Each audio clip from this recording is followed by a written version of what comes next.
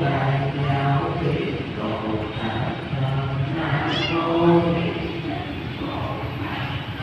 Nam mô Tư Phật Bồ Tát.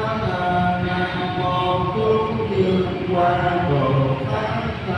Nam mô Nhật Thị Chúng Sanh Thị Bồ Tát. Nam mô A Tát Bồ Tát.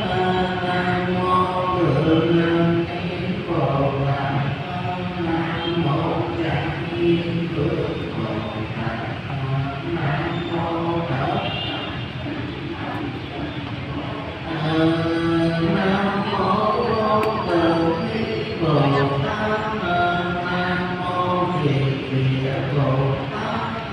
Nam mô Bà Ma Ni